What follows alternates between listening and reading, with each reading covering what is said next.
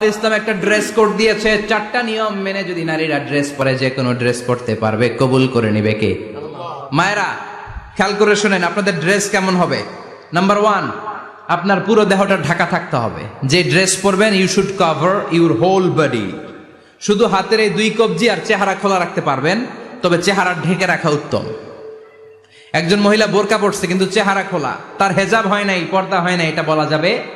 কিন্তু উত্তম হচ্ছে চেহারা ঢেকে রাখা, কারণ চেহারা সৌন্দর্যের রাজধানী। Face is the capital of beauty, ঠিক কিনা? চেহারা দেখলাম তো সব বোঝা গেল, ঠিক কিনা? কেমন মাধুর্যতা আছে, দেখতে কেমন সুন্দরী কিনা সব বোঝা যায়। এজন্য চেহারাটাও ঢেকে রাখবেন, চোখটা খোলা রাখবেন।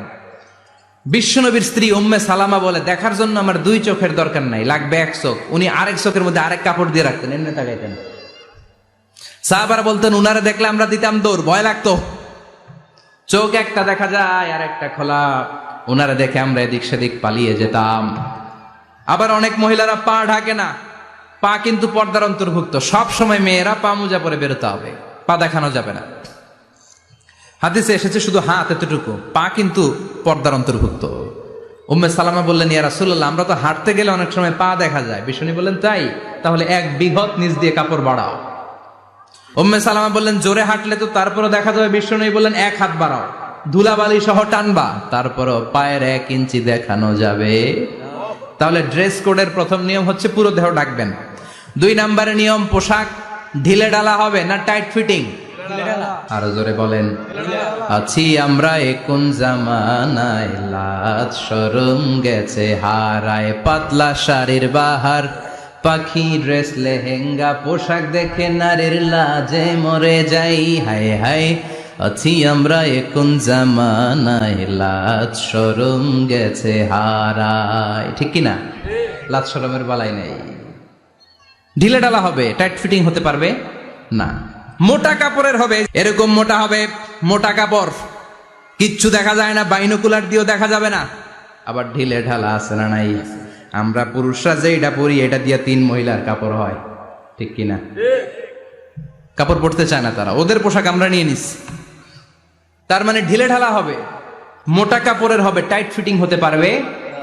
আবার পুরুষদের পোশাক হতে পারবে। এই 4টা নিয়ম মেনে যে যেই ধরনের পোশাক পরেন, চাদর পরেন সমস্যা নাই, শাড়ি পরেন সমস্যা নাই, ব্লাউজ পরলে ফুল হাতা পরবেন সমস্যা নাই, মেক্সি পরলেও সমস্যা নাই, বোরকা পরলেও সমস্যা নাই, কিন্তু পোশাকটা শালীন পোশাক হতে হবে। কি পোশাক? সবাই বলেন, শালীন পোশাক।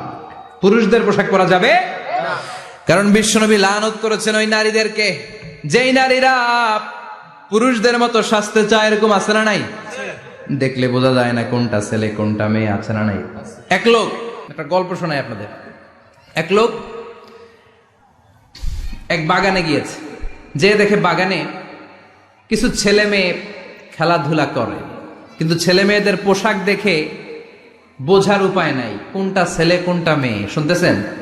পোশাকের এমন দশা, কোনটা ছেলে কোনটা মেয়ে বোঝাই যায় না। আফসুস করে বলল, হায় রে, কেমন এদের মা বাবা, কেমন এদের আক্কেল, কি পোশাক তাদের পরিয়েছে, কোনটা ছেলে কোনটা মেয়ে বোঝাই যায় না।